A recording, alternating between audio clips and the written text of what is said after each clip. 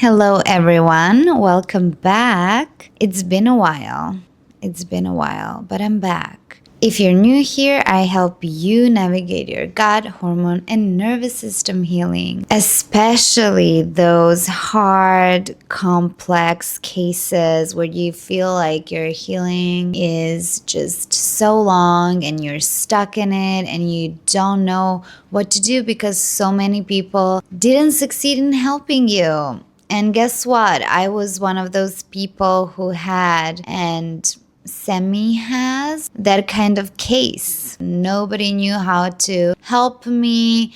I struggled with SIBO recently for 2 years and it's been a journey. A lot of my clients who came to me, I would say, had more easier cases. They healed faster than me and I'm really glad for them, but I guess I'm meant to experience more challenging aspect of these conditions so that I can help everybody who's stuck, has more stubborn symptoms, or just more complex variation of it all. So that's why I'm here. And that's what I'm talking to you today, because today I'll be talking about diet. Everybody who has SIBO or IBS knows about the low FODMAP diet. It's ringing across all the bells. It's like the most important diet there is out there for you. Or is it? Low FODMAP seems like really the only option being pushed out there. I don't know why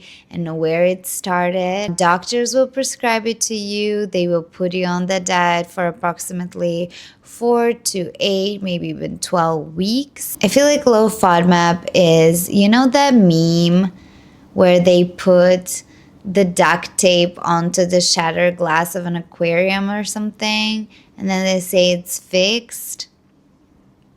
That's what low FODMAP is. When we get SIBO or IBS, we are searching for the perfect diet. We just want something that will do good for us. And when we are on low FODMAP diet, we think we're doing good because we feel better, but actually we are doing more damage. What I don't like to do in these videos, and that I just caught myself doing, is generalizing. I cannot say for everyone, okay? Everybody is an individual. It's very hard to say you should do this, when the diet should serve the individual and everybody is different. So that's why you should work with a nutritionist or dietitian, health coach, functional medicine doctor, whatever, on finding what is good for you. But also at the other side, is good for your gut, making it strong, teaching it to adjust and not avoid. Because if we avoid,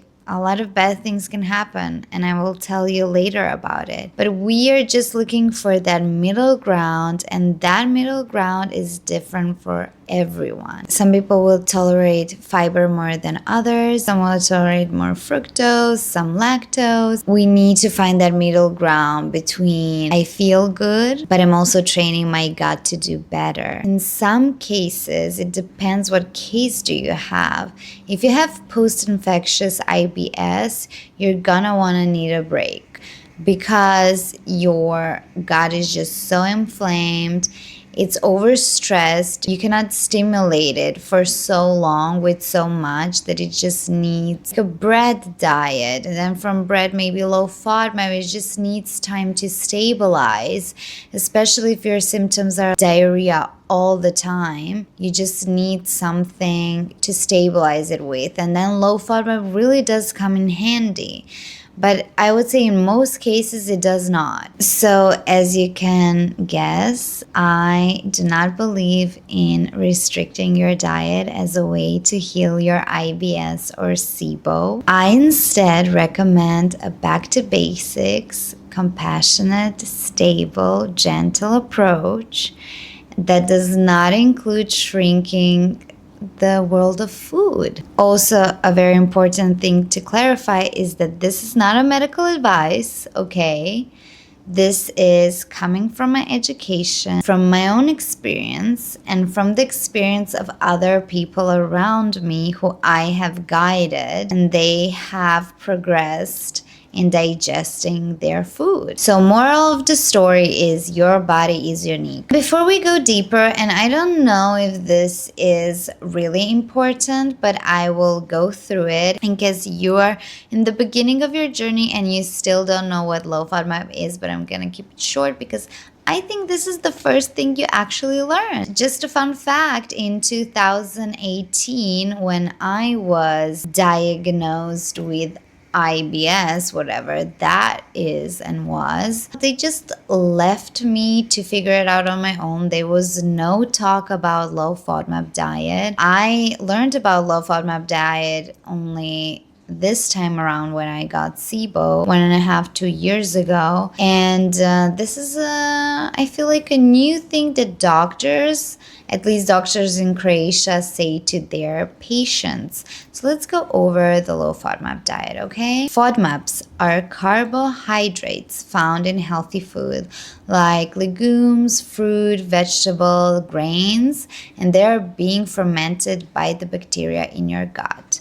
Low FODMAP diet, what it does, it eliminates or puts on the side all those FODMAPs so the gut bacteria doesn't ferment, because when fermentation occurs, all the symptoms worsen: bloating, gas, abdominal pain, and all of that. And it does really help you, because you don't have fermentation happening in the gut and all those just uncomfortable symptoms don't rise. That's completely valid. But the important part is that low FODMAP diet is a short-term strategy. It's the duct tape on the aquarium. It will give you short-term relief. But then what?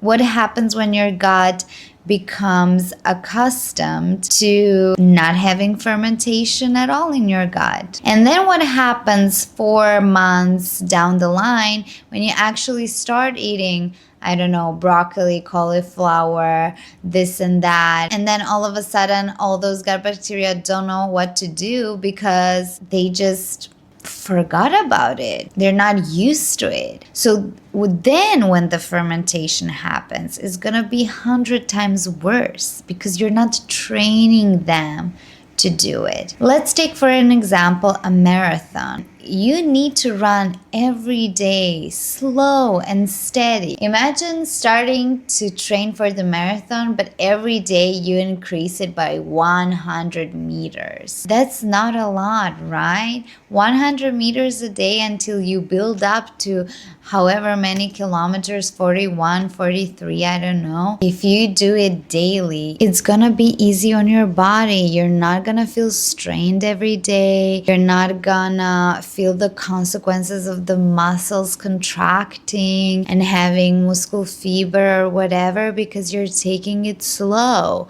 But also you cannot go from not training ever to running the whole marathon, right? So what you are doing with your low FODMAP diet is you're not training at all. You're not building strength for running, you're not building muscle, you're not building resilience and endurance, you're doing absolutely nothing. And then one day you expect to wake up and that you can digest just any meal that you wish to eat. That doesn't happen that way. You have to train it all the time. And I don't mean you should eat a whole head of broccoli just because you once used to do that and were able to. But I'm saying you can just eat a one little florey. It can be this big. It doesn't have to be huge, and it doesn't have to be, anything of significance. You just go with what you can tolerate and increase it slowly. That is the way to go. As low FODMAP will put all the negative symptoms aside, it will not help you with your gut motility, help you with your stomach acid level, help you with your nervous system dysregulation, help you with your bacterial dysbiosis and imbalance, will not help you with leaky gut. It will not change your digestion efficiency. It will not change your hormones, which also can have a lot of impact on your gut. And sometimes for some people, hormones are one of the root causes of their gut issues. So it will not help you. It will not bring you anything but short-term relief. What it can do, on the other hand, is reduce the diversity of your diet. Enzymes will not be used. The enzyme count will go lower and lower the beneficial bacteria in your gut because you're not feeding them. It will weaken your immune system over time and your microbiome. It will increase your food fear and your hypervigilance. Oh my God, what is that? Why am I all of a sudden feeling bloated? What is this pain? It's because you're constantly scanning for how your stomach is reacting to food. We have also seen studies with people with IBS and SIBO that their nerves are tricking them into feeling more pain. Their nerves are more sensitive to pain and they perceive more pain than other people who have the same sensation. They will just register it differently because they're hypervigilant. This will also make reintroducing food harder because, as I have said, if you're not training your guys, they will forget how to digest it properly and it will backfire, okay? It will backfire. Maybe some of you watching this video already know that it backfired. And also, most important thing in healing is your beliefs. We don't want to feed into the belief that food is dangerous for your body. It is not. It's not about food. It's about the functionality of your gut. It doesn't have anything to do with food, okay? It's the gut that's your problem, not the problem. We just need to remind him of some things and support it and heal it and be good to it and give to it. So yes, the symptoms may calm down, but you're not on a healing journey, okay? You're living in survival mode, okay? You're surviving. You're going through life surviving and you're not living. You're not living and you're not on a healing journey. The ultimate goal isn't to avoid food and shrink the choices and options you have, but to expand them and stabilize your body to be able to eat those delicious and healthy food you once could. Remember? And I just want to highlight here that you once could eat that food and you will again if you listen to me or if you listen to anybody who has any kind of idea about this, because everything I see online or the doctors that I visit, the Western medicine doctors meaning, and I don't want to generalize again. I bet there's amazing doctors out there who know what they're doing. Any doctor who just says take antibiotics and go on a Low FODMAP diet is not a good doctor, okay? They don't know what they're doing. They were probably taught that in class or in med school. That's why I generally recommend functional medicine doctors, because they see what the root cause of your challenge is. They view you as a real person and not just a generalized approach to something. Health coaches, as myself, we guide you. We're here every step of the way to make sure you are comfortable, you're feeling safe, you're feeling supported, you're feeling guided, because in the sea of all these information, all these doctors and all these approaches, you don't know what's good in the end anymore. You don't know what you're supposed to do. But that's why you should listen to people also who have been down this road and been down this line and healed, because they for sure have put in the work into researching, into experimenting, into training, into education maybe. And you should listen to them like you're listening to me in this video. You don't have to go down this road alone. People have paved a quicker way for you, a shortcut. So back to basics. What do I mean by that? I don't mean go on a diet, restrict this, restrict that. I have been there, by the way. I have been on the low FODMAP diet.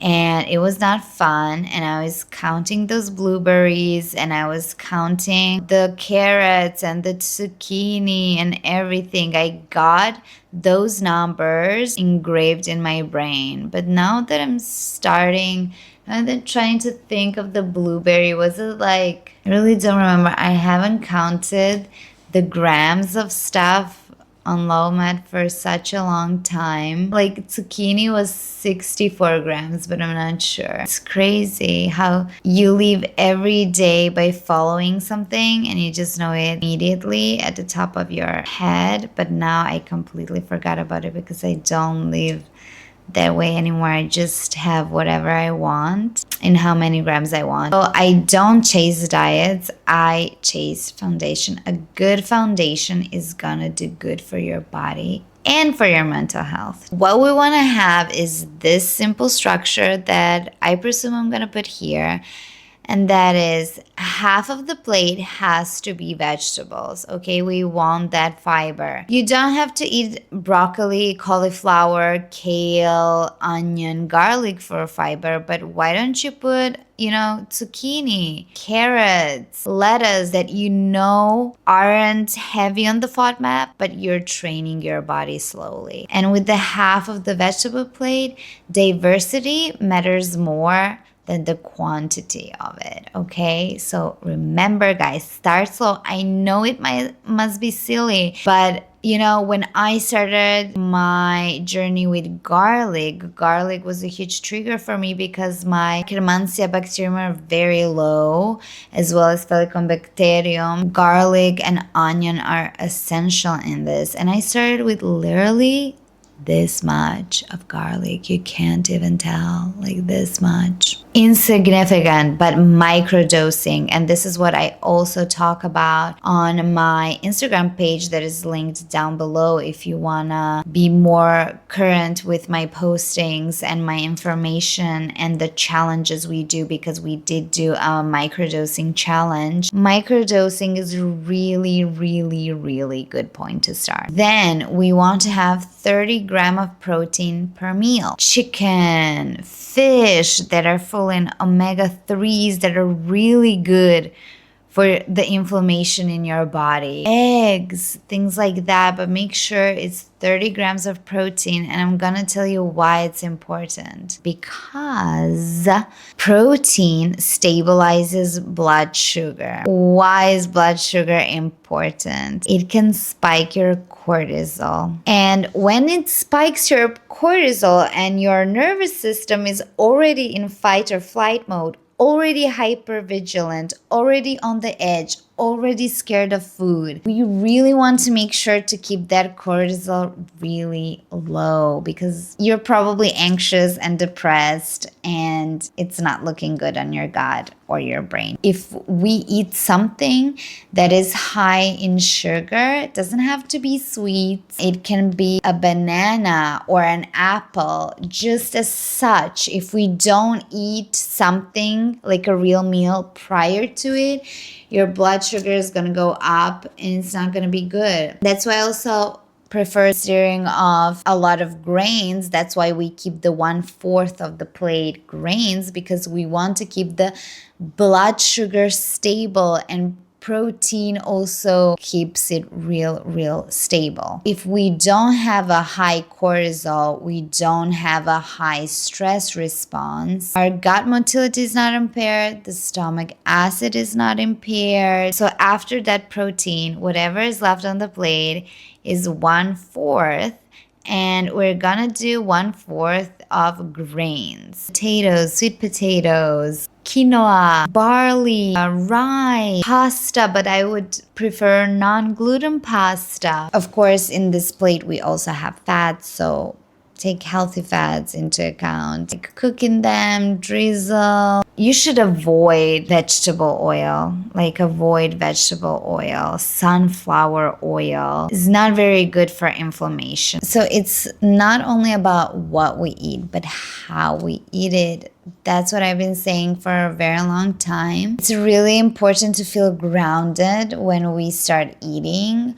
It's very important to eat slowly and chew very well. Digestion starts in the mouth and not in the gut. Digestion starts in the brain. That's why it's important that we do not fear food. Everything is very individual. Two people can have IBS, but they can have completely different reactions to different food. Why? And this is where our testing steps in. The GI map that I did a video on, I'm gonna put that also in the bio below. That is important because it shows us the exact picture of what's happening in your gut. If you have low elastase, then we know you need support in fat digestion. Someone else might not have that challenge and can eat more fats. With high inflammation, the IgA marker, we know that we need to really start with gentle nourishment first that feels safe and calm. So this is why I don't promote one diet approach. We have to see your picture and then move from there and see what you need, what kind of approach you need. Like, for example, if you have dysbiosis, we need to start diversifying food, but at slower pace. And if we see on the GI map what good bacteria are low and not present at all, we know exactly which foods you should be eating to increase the amount of those bacteria in your gut. Science, guys, we should use it. We should use science. We should use labs because those will help you. How your body responds to food is not only in these markers in your gut. It's about, are you sleeping well? Are you hydrating well? Do you have any physical activity? What are your current stress levels? Has there been trauma? Tra-la-la. So many factors. But the good thing is you can get to the root cause, and there are people like me who are trained how to discern between multiple factors, which factors are influencing you the most, which systems in your body. Is it the hormone system? Is it the nervous system? Is it the metabolic system? Which system is preceding the other and causing all of this? So please, guys, visit someone. Let someone help you and guide you who will take all of these factors into account. And last thing I want to say, since my battery keeps dying, is if you have been listening to this and thinking, I don't know where to start, I'm scared to reintroduce food, I don't understand what my body needs anymore, I don't know how to account for all the factors, I want to be able to eat food I once was. This is exactly the kind of work I do on my one-on-one coaching. We look at your story, we look at your symptoms, we look at your history, your nervous system, your lifestyle, and testings. We don't chase the perfect diet, we build an approach that is compassionate, stable, and supportive. If you'd like support, the link is down below, or you can reach out and we can see if working together is the next right step for you. And if you're not ready yet, keep learning, keep researching, keep listening, keep doing whatever helps you. Thank you for joining me in my video today. I hope you subscribe so you don't miss out on the new content and valuable information that may help you. Tell me in the comments what has been the hardest part about eating with your IBS or SIBO. Let's share experiences and help others. Thank you for being here, and I'll see you in the next video. Bye.